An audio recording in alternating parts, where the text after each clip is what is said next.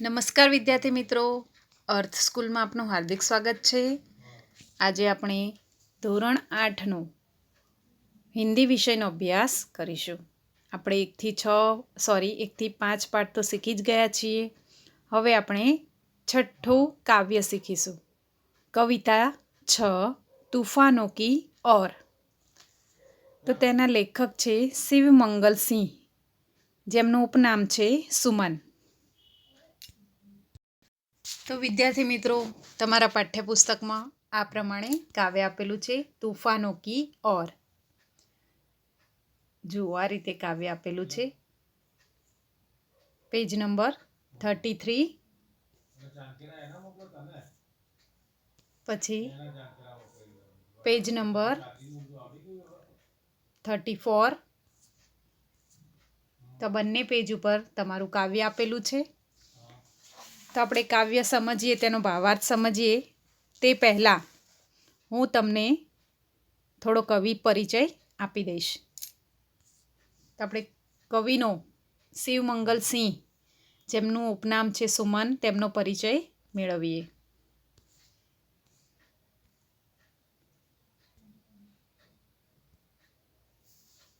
तो शिवमंगल सिंह इस काव्य के लेखक है. काव्य का नाम है तूफानों की ओर. तो उनका जन्म 5 अगस्त 1915 को ग्राम जगरपुर, जिला उन्नाव, उत्तर प्रदेश में हुआ था. बनारस हिंदू विश्वविद्यालय से MA PhD की है उन्होंने. अनेक अध्ययन संस्थाओं, विश्वविद्यालयों तथा हिंदी संस्थान में उच्चतम पदों पर कार्य किया तथा अनेक देशों की यात्रा की है. 1974 में मिट्टी की बारात पर साहित्य अकादमी तथा 1993 में भारत भारती पुरस्कार से उन्हें सम्मानित भी किया गया है. 1974 में भारत सरकार द्वारा पद्मश्री से भी उनको सम्मानित किया गया है. हिल्लोल, जीवन के गान, युग का मोल, प्रलय सृजन, विश्व बदलता ही गया, विंध्य हिमालय, मिट्टी की बारात, वाणी की व्यथा, कटे अंगूठों की बंधनवारे, उद्यम और विकास, प्रकृति पुरुष कालिदास. तो ये सब क्या है? उनके प्रसिद्ध संग्रह, साहित्य संग्रह है उनके. तो प्रस्तुत कविता यहाँ जो दी गई है हमें, तूफानों की ओर. तो इस कविता में कवि शिवमंगल सिंह ने, सुमन जी ने सदा संघर्ष में रहकर अपने लक्ष्य की ओर आगे बढ़ने की प्रेरणा हमें दी है. जिस तरह आग में रहकर सोना निखरता है, उसी तरह बाधाएं हमें जीने की नई राह दिखाती है तथा आगे बढ़ने के लिए हमारे इरादों को मजबूत बनाती है. तो इस कविता में हमें धैर्य, गतिशीलता, साहस और संघर्षरत रहने जैसे मूल्य उजागर करता है हमें ये काव्य. तो विद्यार्थी मित्रों, हमारा जो जीवन है वो कैसा है? संघर्षमय है. इस जीवन में कठिनाइयाँ आती ही रहती है. हमें उनसे घबराना नहीं चाहिए, बल्कि क्या करना चाहिए? पूरे आत्मविश्वास और साहस से उनका सामना करना चाहिए. इस संसार सागर में अपने जीवन की नाव को पार लगाने का यही एकमात्र उपाय है कि हमें हिम्मत से काम लेना चाहिए. प्रस्तुत जो कविता है, ये कविता हमें यही सीख देती है. तो आइए हम इस कविता का भावार्थ देखते हैं. ओके.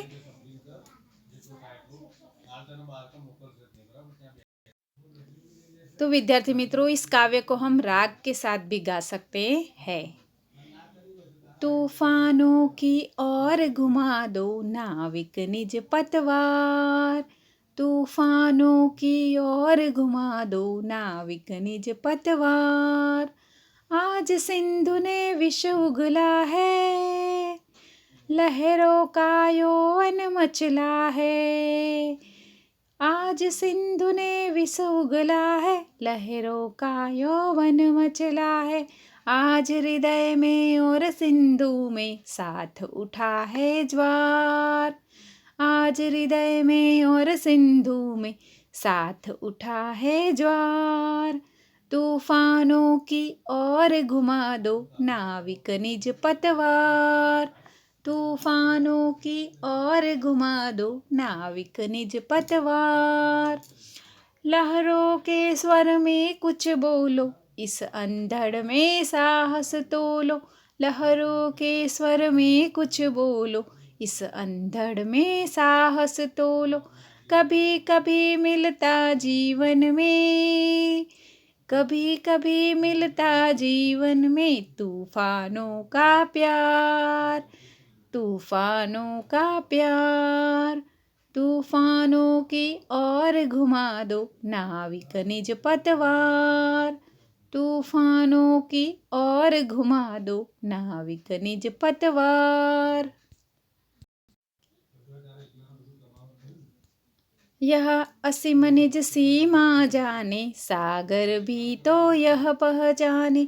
यह असीम निज सीमा जाने सागर भी तो यह पहचाने। मिट्टी के पुतले मानव ने, मिट्टी के पुतले मानव ने कभी न मानी हार। कभी न मानी हार।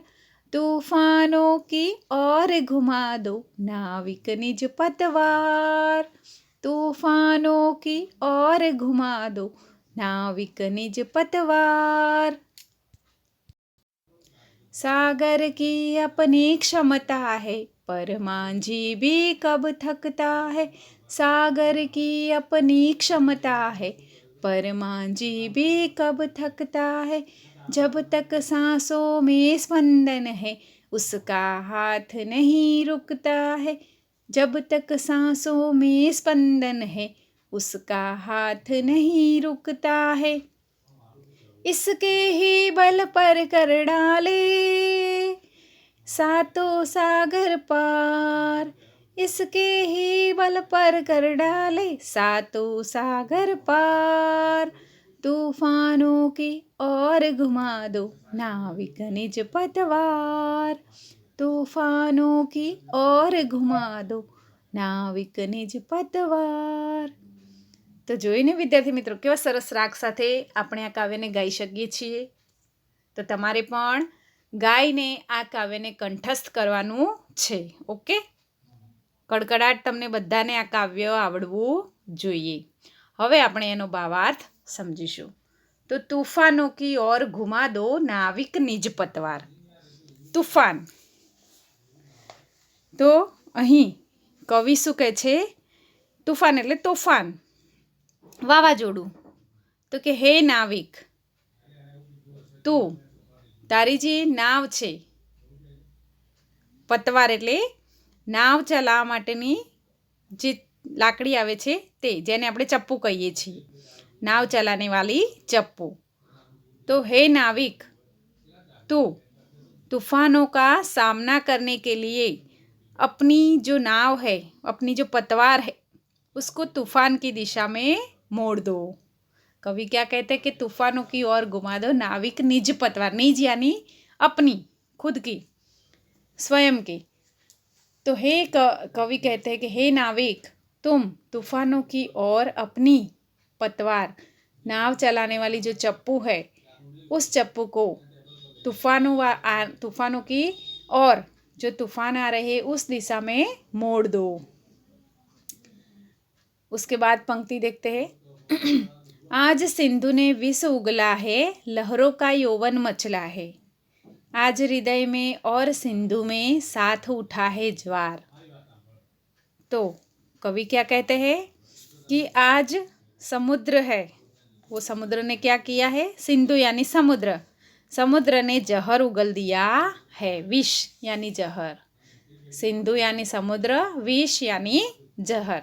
तो आज समुद्र ने विष उगल दिया है, यानी कि कठिन परिस्थितियां पैदा कर दी है। समुद्र ने कठिन परिस्थितियां पैदा कर दी है। लहरों का यौवन मचला है, यानी लहरें भी उमड़ कर तुम्हारी नाव को निगल जाना चाहती है। आज हृदय में और सिंधु में साथ उठा है ज्वार। तो कवि क्या कहते हैं कि फिर भी हम तुम्हें परवाह करनी चाहिए नहीं। भले समुद्र जहर उगल रहा हो और समुद्र की जो लहरें हैं वो भी उमड़ उमड़ कर तुम्हारी नाव को चाहे निगल जाए, फिर भी तुम्हें परवाह करनी चाहिए नहीं।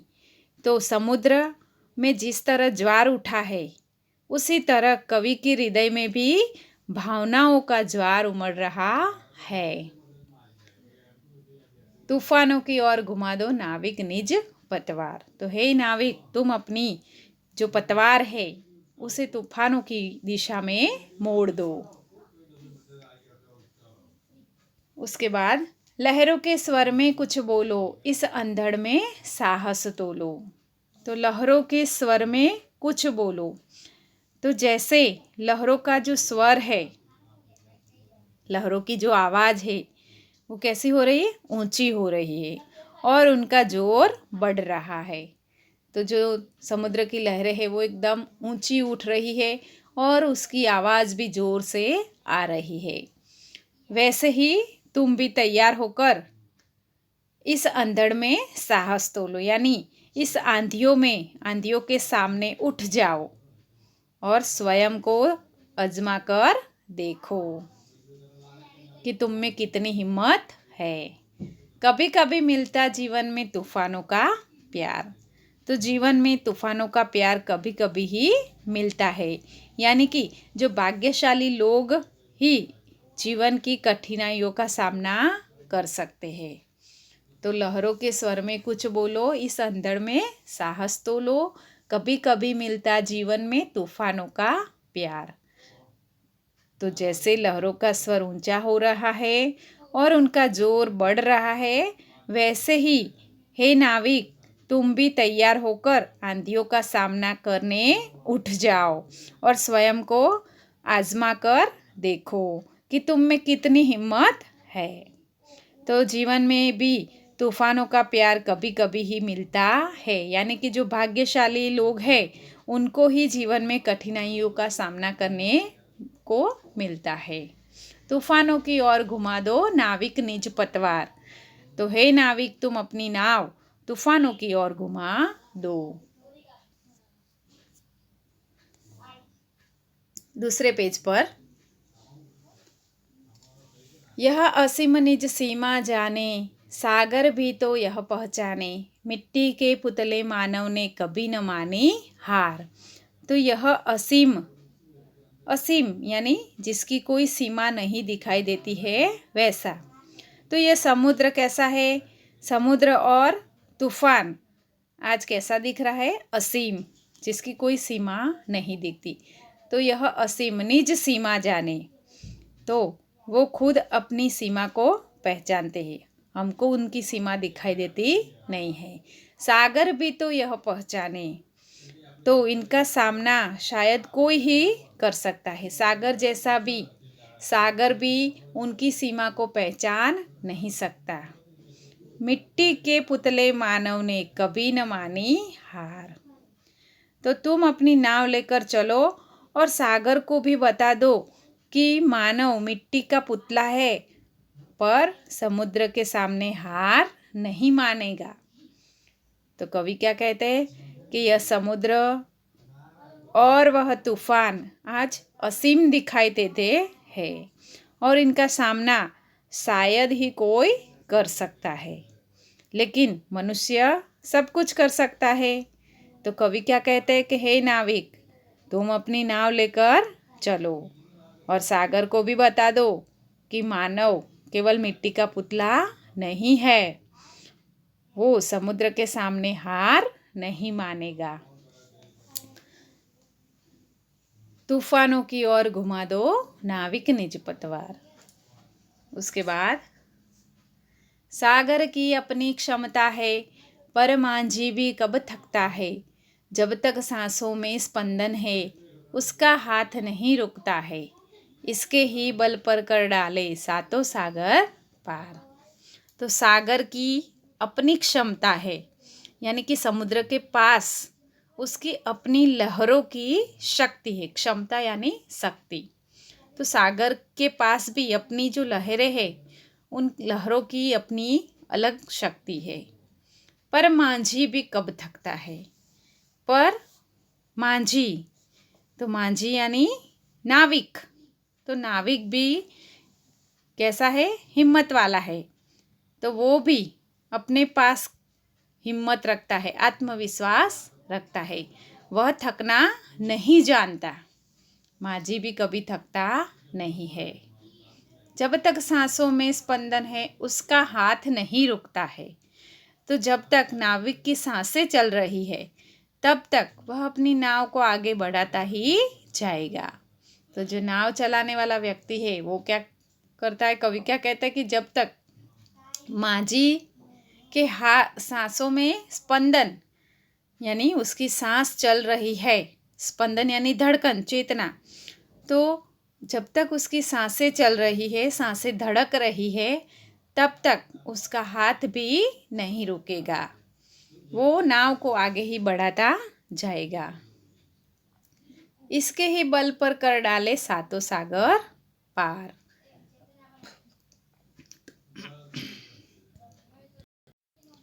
तो कवि क्या कहते कि हे नाविक, तुम अपनी हिम्मत और ताकत के सहारे 7 समुद्र पार कर डाले हैं। अपनी नाव के साथ इसी प्रकार आगे बढ़ते रहो। तो कवि चौथे पैराग्राफ में हमें क्या कहते हैं कि समुद्र के पास उसकी अपनी लहरों की शक्ति है, लेकिन मांझी के पास भी हिम्मत और आत्मविश्वास है। वह थकना नहीं जानता। जब तक नाविक की सांसें चल रही है तब तक वह अपनी नाव आगे बढ़ाना ही चाहेगा, यानी अपनी नाव को वो आगे ही बढ़ाता जाएगा। तो कवि कहते हैं कि हे नाविक, तुम अपनी हिम्मत और ताकत के सहारे 7 समुद्र पार कर सकते हो और तुमने 7 समुद्र पार कर डाले हैं। और अपनी नाव के साथ इस प्रकार तुम आगे ही बढ़ते रहो। तूफानों की ओर घुमा दो नाविक निज पतवार। हे नाविक, तुम अपनी पतवार तूफानों की दिशा में मोड़ दो।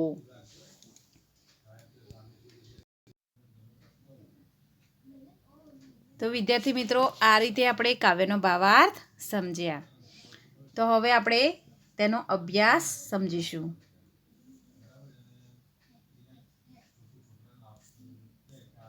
તો તમારા પાઠ્યપુસ્તકમાં शब्दार्थ आपेला छे। नाविक एटले नाव चलाने वाला, जिसे मल्लाह भी कहते हैं और मांझी भी कहते हैं। निज यानी अपना, पतवार यानी नाव चलाने वाला, लकड़ी और दूसरे शब्द में कहते हैं चप्पू। ज्वार यानी तूफान यानी समुद्र में पानी का बढ़ना। अंधड़ यानी आंधी। असीम यानी सीमाहीन, जिसकी कोई सीमा न हो। क्षमता यानी शक्ति, योग्यता। स्पंदन यानी चेतना, धड़कन। बल पर तो सहारे। अब इसका अभ्यास देखते हैं। तो प्रश्न नंबर 1, शुद्ध उच्चारण कीजिए। तो तूफान, सिंधु, यौवन, हृदय, अंधड़, मिट्टी और स्पंदन। तो शुद्ध उच्चारण करने का मतलब क्या है कि आपकी जो जोड़नी मिस्टेक होती है वो न हो। ओके। दूसरा जो प्रश्न है वो है तूफानों की ओर इस काव्य का समूह गान कीजिए। तो अभी तो मैंने आपको गान करके बताया, लेकिन जब स्कूल खुलेगी तो हम लोग समूह में गान करेंगे। ओके। तीसरा प्रश्न है मौखिक उत्तर दीजिए। प्रश्नों के मौखिक उत्तर दीजिए। तो तूफानों की ओर घुमा दो नाविक निज पतवार, ऐसा कवि ने क्यों कहा है। तो इसका उत्तर हम कैसे दे सकते हैं। तो तूफानों की ओर घुमा दो नाविक निज पतवार, ऐसा कवि ने क्यों कहा है। उसका उत्तर, तूफान कठिनाइयों का प्रतीक है। कठिनाइयों से घबराकर भागना कायरता है। कठिनाइयों का डटकर सामना करने में ही बहादुरी है। जीवन में आने वाली कठिनाइयों से मनुष्य को बहुत कुछ सिखा देती है। जीवन में आने वाली जो कठिनाइयाँ है वो मनुष्य को बहुत कुछ सिखा देती है, तो उनसे हमें हमेशा आगे बढ़ने की प्रेरणा मिलती है। तो इसलिए कवि ने कहा है कि हे नाविक, तुम अपनी नाव को तूफानों की ओर घुमा दो। उसके बाद दूसरा प्रश्न है कि सागर भी तो यह पहचाने में क्या पहचानने की बात की गई है। तो क्या पहचानने की बात की गई है? तो इस वाक्य में मनुष्य के साहस और शक्ति को पहचानने की बात की गई है कि कोई भी कठिनाइयाँ में मनुष्य क्या करता है, उसका हल निकाल लेता है। तीसरा प्रश्न है कि समस्या आने पर हमें क्या करना चाहिए। तो समस्या आने पर हमें भयभीत नहीं होना चाहिए, शांति और धीरज से उस समस्या का उपाय खोजना चाहिए। चौथा प्रश्न है कि इस अंधड़ में साहस तोलो का क्या अर्थ है। तो इस अंधड़ में साहस तोलो का अर्थ है कि यह तुम्हारे साहस की परीक्षा का समय है। तो ऐसे कठिन समय में ही मनुष्य को अपने आप को परखने का मौका मिलता है। तो इसका अर्थ ऐसा होता है। उसके बाद है प्रश्न नंबर 4, कविता को पढ़कर उसके नीचे दिए गए प्रश्नों के उत्तर दीजिए। तो यहाँ कविता दी गई है, उसे हमें पढ़ना है और उसके नीचे दिए गए जो प्रश्न हैं, ये सभी प्रश्न उनके जवाब लिखना है। ओके, तो पहले हम कविता पढ़ते हैं।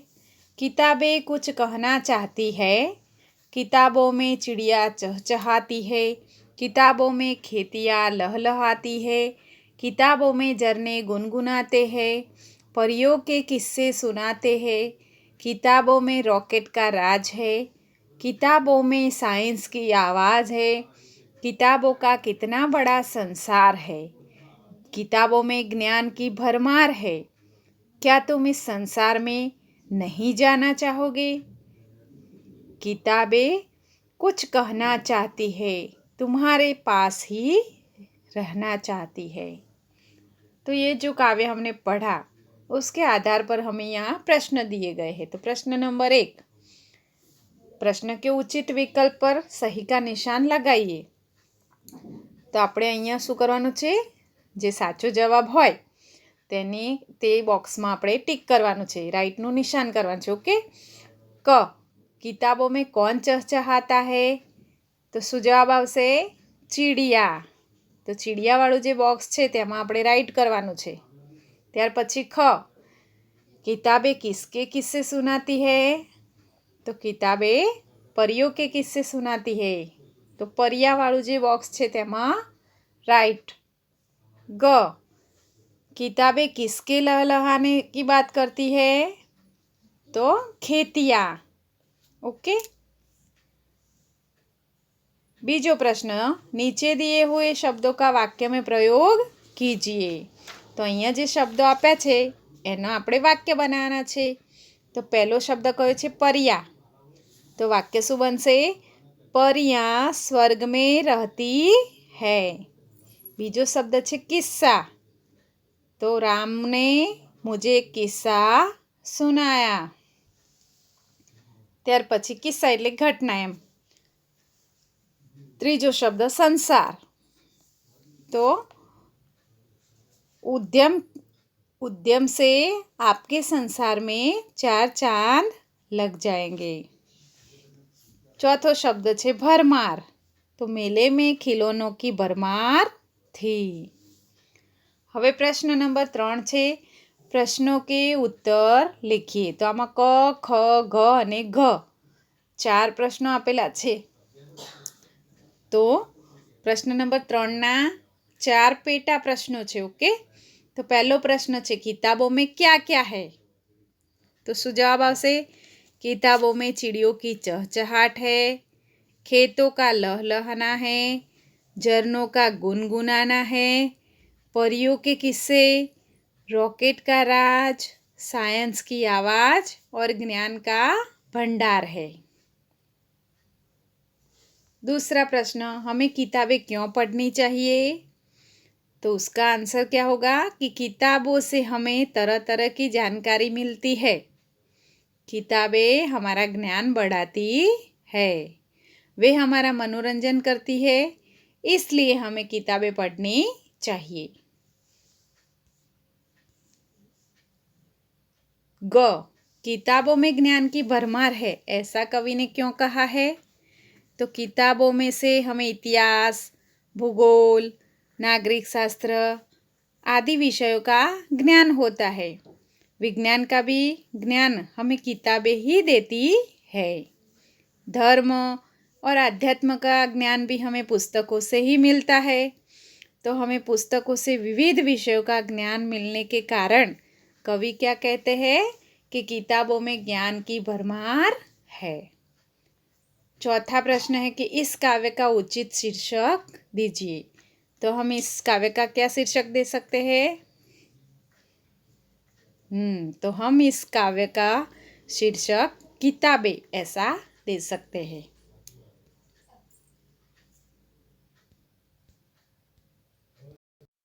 હવે પ્રશ્ન નંબર 5, चित्र देखकर नीचे दिए गए शब्दों की मदद से छोटी सी कहानी बनाकर अपने वर्ग में सुनाइए। तो તમારે આ ચિત્ર જોઈને નાનકડી એવી વાર્તા બનાવવાની છે। ઓકે, તો તમારે જાતે જ પ્રયત્ન કરવાનો છે એ વાર્તા બનાવવાનો। ત્યાર પછી પ્રશ્ન નંબર 6, आपके गांव में बाढ़ आए तब उस समय आप क्या करेंगे? गांव छोड़कर चले जाएंगे या गांव वालों की मदद करेंगे? अपने विचार कारण सहित बताइए। तो આ પ્રશ્ન પણ તમારે જાતે જ વિચારીને લખવાનો છે કે જો તમારા ગામમાં પૂર આવી જાય તો તમે શું કરશો? ગામ છોડીને જતા રહેશો કે પછી ગામના જે લોકો છે તેમને મદદ કરશો? તો તમારા વિચારો કારણ સાથે તમારે લખવાના છે। ત્યાર પછી પ્રશ્ન નંબર 7, नीचे दिए गए वाक्यों में से रेखांकित शब्दों के विशेषण बनाइए और उनका वाक्य में प्रयोग कीजिए। तो જે લીટી દોરેલા શબ્દો છે એ શબ્દોનું આપણે શું કરવાનું છે? એનું વિશેષણ બનાવવાનું છે અને વિશેષણ બનાવ્યા પછી એને વાક્ય પ્રયોગ કરવાનો છે। તો નંબર 1, उनकी ईमानदारी से सारा नगर परिचित है। तो અહીં ईमानदारी શબ્દનું વિશેષણ શું છે? ईमानदारी, સોરી, એનું વિશેષણ ईमानदार। ईमानदारी એનું ईमानदार થશે। તો આપણે વાક્ય શું બનાવી શકીશું કે यह ईमानदार व्यक्ति है। ઓકે, ત્યાર પછી બીજું, हमारी अमीरी लोगों को उपयोगी होगी। तो अमीरीનું શું થશે? अमीर। तो वह आदमी अमीर है। ત્રીજું, हिमालय पर्वत की ऊंचाई देखने लायक है। तो हिमालय पर्वत की ऊंचाई, ઊંચાઈનું વિશેષણ બનશે ऊंचा। तो वाक्य શું બનીશું? योग्यता से ही ऊंचा पद मिलता है। चौथું, लक्ष्मीबाई वीरतापूर्ण लड़ी। तो वीरताનું વિશેષણ વીર। तो શું થશે? शिवाजी वीर पुरुष थे। पांचवुं, दूसरों की बुराई करना पाप है। तो दूसरों की बुराई, તેનું વિશેષણ બનશે बुरा। बुराई શબ્દનું બનશે बुरा विशेषण। तो वाक्य बनसे हमें बुरे लोगों से दूर रहना चाहिए, अथवा तो हमें कोई भी बुरा कार्य करना चाहिए नहीं। હવે પ્રશ્ન નંબર 8 છે, એમાં કહાવતો આપેલી છે। તો એ કહાવતોને તમારે વાક્યમાં પ્રયોગ કરવાની છે। ઓકે, તો એ કહાવતો આપણે પહેલાં સમજીએ તેનો અર્થ વાક્ય તમારે જાતે જ બનાવવાના છે। વાક્ય સાથે જ હું તમને સમજાવી દઉં છું। ઓકે, पहलू છે, उल्टा चोर कोतवाल को डांटे। तो गलती तुम्हारी है और दोष तुम मुझे दे रहे हो। अरे वाह, उल्टा चोर कोतवाल को डांटे। बीजू, न रहेगा बांस न बजेगी बांसुरी। न रहेगा बांस न बजेगी बांसुरी। तो टीवी के कारण तुम लोग पढ़ नहीं सकते। तुम्हारे लिए यही अच्छा होगा कि टीवी ही निकाल दिया जाए। न रहेगा बांस न बजेगी बांसुरी।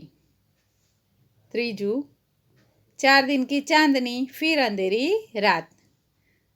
तो એનું વાક્ય બનશે रामू को सिर्फ 2 महीने के लिए नौकरी मिली थी। 2 महीने होने पर रामू ने कहा 4 दिन की चांदनी फिर अंधेरी रात। અને ચોથું છે अब पछताए होत क्या जब चिड़िया चुग गई खेत। यानी कि पछतावा करने से कोई लाभ नहीं होता। तो वाक्य क्या बनेगा कि राकेश परीक्षा में अनुत्तीर्ण हो गया, तो परीक्षा के लिए पर्याप्त परिश्रम न करने पर वो पछता रहा था। उस समय आलसी बेटे से पिता ने कहा कि अब पछताए होत क्या जब चिड़िया चुग गई खेत। तो इस तरह इस कहावतों का भी हम वाक्य में प्रयोग कर सकते हैं। अब है हमारा स्वाध्याय। तो स्वाध्याय के लिए आपको लेखन कार्य के लिए स्वाध्याय के लेखन कार्य के लिए पीडीएफ दी जाएगी। उसको आपको सुवाच्य अक्षर में CW में लिखना है। ओके। तो इस काव्य को आपको कंठस्थ करना है। तो सभी को यह काव्य कंठस्थ हो जानी चाहिए। Okay, bye.